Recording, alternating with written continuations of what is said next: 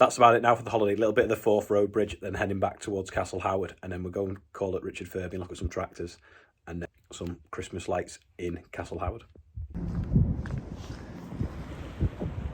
There's a train in daylight. I've got a cold now.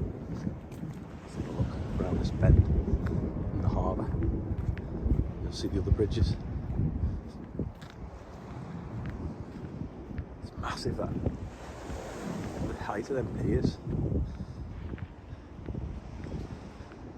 And then the bridge closest to us. If you look between the masts, that was the original one, and then the far one, that's the new one. Apparently that's just buses and taxis now.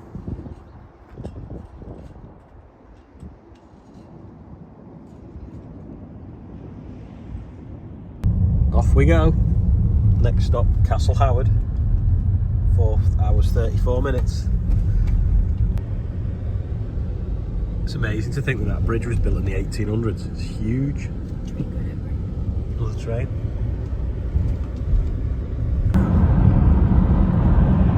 What a straw there. Looks like they need some hay caps. Loads of it. Like right round the field. A power station there, isn't it?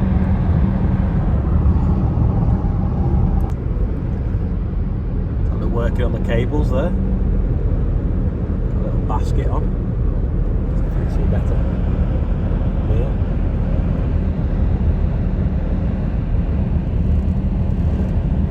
A couple of people, I think. Got a John Deere here. Nothing on the back.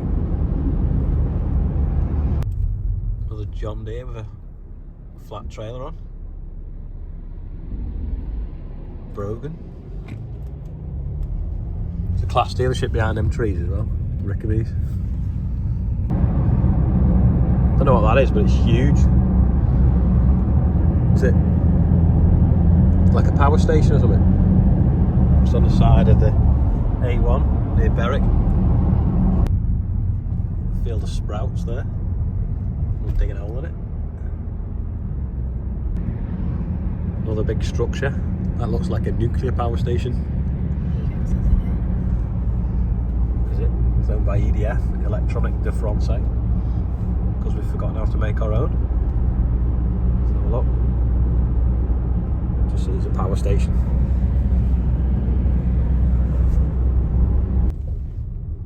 Another John Deere. Quiz question, name that driver. It's a windmill.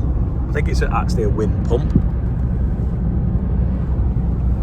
Where are we, still on the A1? Yeah, Oxford it's in. Don't know if you can see, but all them trees have been snapped off. There's quite a lot been laying the road, and then loading the corner of the field there all fell over. It's a huge grain store there. Can you see it through the trees or not? Not really. By, what is it? Belford Industrial Estate. Oh, telehammer. There you go, you can see better now.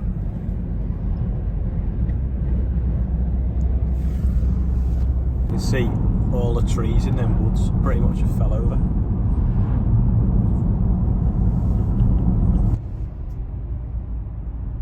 There's the Angel of the North.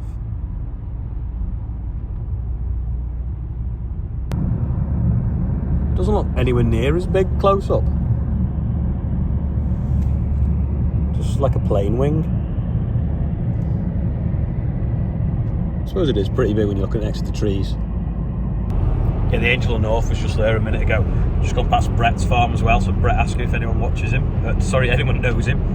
I think I'm doing a talk for him in the end of January, but didn't have time to call him for a brew. We're trying to get to Castle Howard. It's a load of jury pickers.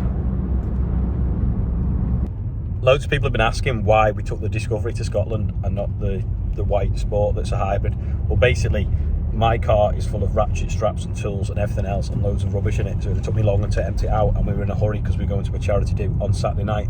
But also, that only does 400 miles on a tank full because it's a 2 litre petrol engine when the battery's flat, and it's only a small tank because of the room for the batteries, whereas the Discovery will do like 500, 550 miles on a tank full. I think we're on our 3rd or 4th tank full of diesel at the moment as well. This, on a long run, will do sort of 40 miles to the gallon, whereas the hybrid one won't really do that on the kind of roads we've been on, because we've not been able to charge it. Basically, the infrastructure is not there, and we've been doing sort of 200 to 300 miles a day. Well, when it only does 30 miles on the battery, the rest of the time you've got a 2-litre engine lugging a heavy car and heavy batteries and heavy motors around, so it just made more sense to use the diesel. So that is why. So there you go, Jono, you're the one that was asking more than anyone. We're on our way to Castle Howard for some Christmas, what's it called, Narnia Christmas thing. Anyway, we're not far from Richard Firby, so we're going to go and have a look, because he's got an MB track in, and we'll see if he's still got the QUADTRAC in. Is that a mid-mounted edge cutter on that? Yeah, it's proper, that. Shame you can't get out the door though. Has it got, can you see it's a 1500? Yeah. Big shadow. Look at this inside the cab. It's like well, I was going to say it's like the Fendt, but Fendt probably copied these. So the dashboard and the pedal box all go around on a turntable and spin the other way. That's why they use a lot of them for on wood chipper works, because they can put a crane on the back. And you can tell the bigger ones because they've got 2 back windows in the side of the cab. Proper MBTRAC, isn't it? So that's come from South Africa, so it's like not a bit of rust on it at all. They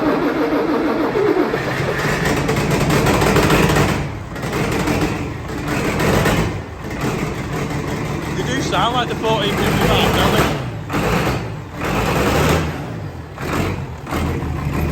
Turbo on it.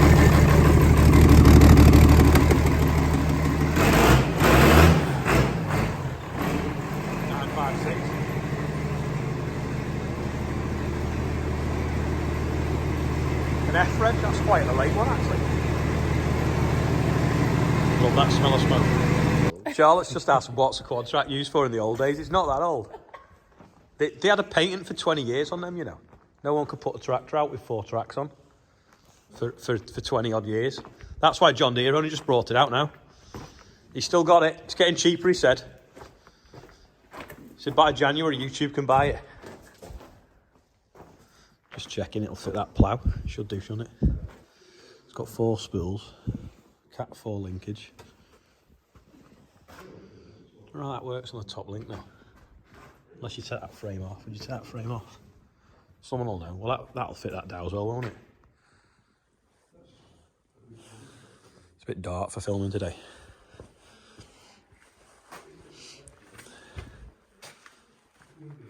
I just think it's mad that you can like nearly stand inside it because it's so big with the pivot. It would look good in the shed next to the 4494.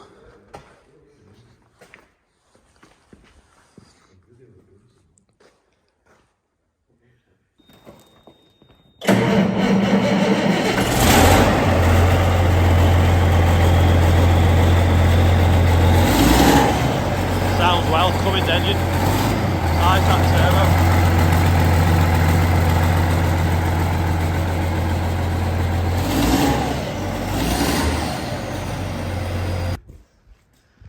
There you go, Tom, that's what you need. Tom Reese, he wants that for his 939.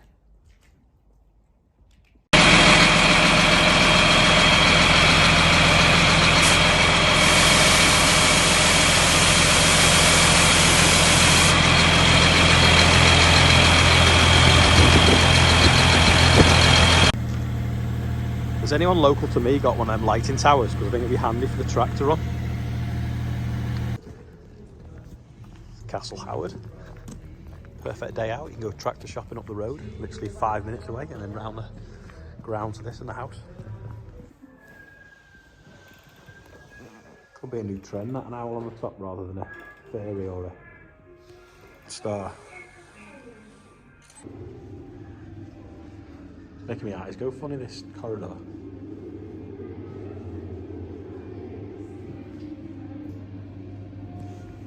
Looks like Chester's destroyed a duvet or something. around the room.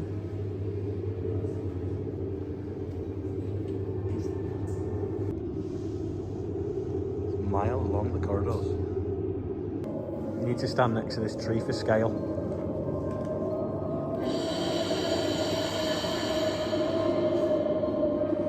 That's a Christmas tree, that. It's 28 foot, 3-ton tree with 2,000 baubles on. Imagine trying to put that back up in the loft after Christmas.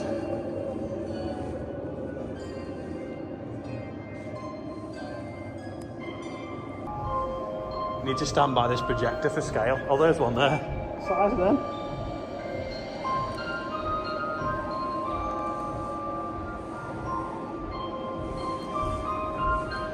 Big reindeer.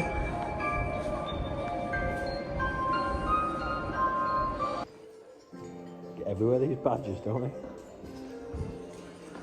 It's a Christmas table.